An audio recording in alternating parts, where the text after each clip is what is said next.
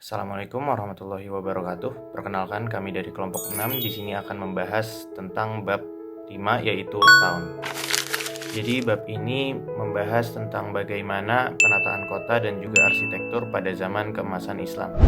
Yang pertama ada vaults. Vaults sendiri merupakan salah satu teknologi arsitektur yang sering digunakan pada zaman keemasan Islam. Vault sendiri itu fungsinya mirip sama tiang. Jadi fungsinya itu untuk menopang suatu bangunan. Akan tetapi vaults itu bisa lebih memberikan banyak ruang tanpa perlu banyak tiang, sehingga vaults sering digunakan dalam pembuatan lorong dan lain-lain seperti itu. Yang kedua ada dome atau kubah.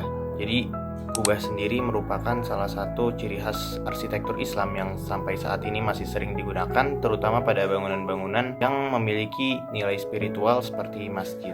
Kubah secara praktisnya memiliki fungsi sebagai pengeras suara. Jadi pada zaman dahulu sebelum ada mikrofon dan juga speaker, teknologi kubah tuh sering kali digunakan untuk membuat suara tuh bisa terdengar lebih jelas pada bangunan yang besar.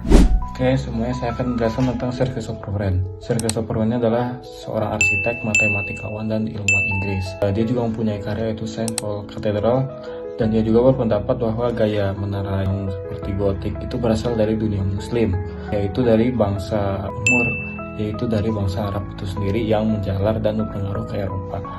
Dan dia juga meninggal pada tahun 1723, dan kontribusinya adalah pengakuan jujur atas arsitektur muslim yang ada di Eropa. Oke, yang kedua, saya akan menjelaskan tentang The Spire Tower. The Spire Tower itu berasal dari kata bahasa Arab yaitu Al-Manar Al-Il, yang artinya mercusuar dalam makna simbolis yaitu cahaya Islam yang menerangi masjid dan sepenuhnya. Oke, yang terakhir saya akan menjelaskan tentang Muslim Architecture in the World. Muslim Architecture in the World ini terjadi karena ada kontak bangsa Muslim dan bangsa Norman pada abad 11 dan ke-12. Norman itu yang awalnya penakluk, bangsa yang penjajah, bangsa yang suka menaklukkan bangsa lain, berubah menjadi pembangun, dan dia juga mengadopsi elemen arsitektur Islam. Contoh dari Muslim Architecture in the World-nya adalah Palatine Chapel di Palermo, Temple Church di London, dan Taj Mahal di India. Nah, teman-teman tahu nggak sih, pada abad ke-10 ada tokoh buku terkenal milik Ibnu Al-Nadim, yaitu seorang pencinta buku dan juga penjual buku yang terletak di lantai atas sebuah gedung besar. Di sana pengunjung bisa sembari menikmati minuman ringan sambil membaca buku. Nah, terus di Arab nih ada satu gelar yang diartikan sebagai penjual buku, penulis, penerjemah, dan juga pustakawan, yaitu Al-Waraq. Nah, dan katanya Baghdad merupakan kota besar pertama buku Waraqi ini muncul. Nah, lanjut kita beralih topik ke pemandian umum di zaman dulu. Nah, dulu di zaman Romawi, pemandian umum ini dibagi menjadi 3 ruangan, yaitu ruangan berpemanas sedang atau tepidanium, ruangan beruap panas atau kaldarium, dan ruangan berkolam renang dingin atau frigidarium. Nah, di zaman dulu juga, terutama saat pemerintahan Mamluk dan Ottoman, hammam ini atau sebutan untuk pemandian umum zaman dulu merupakan bangunan pemandian yang sangat mewah dengan desain yang dihiasi oleh menara-menara dan kolam-kolam yang dekoratif. Kemudian selain itu, tenda juga terkenal dan menjadi suatu yang mewah dan berkesan pada saat itu. Pasalnya, di Inggris ada tenda bernama Vauxhall Gardens yang merupakan tenda dengan garis-garis biru dan juga kuning, lalu ditopang oleh 20 pilar. Tenda ini dibangun pada tahun 1744 dan punya ruang makan dengan 14 meja di dalamnya loh. Keren banget ya.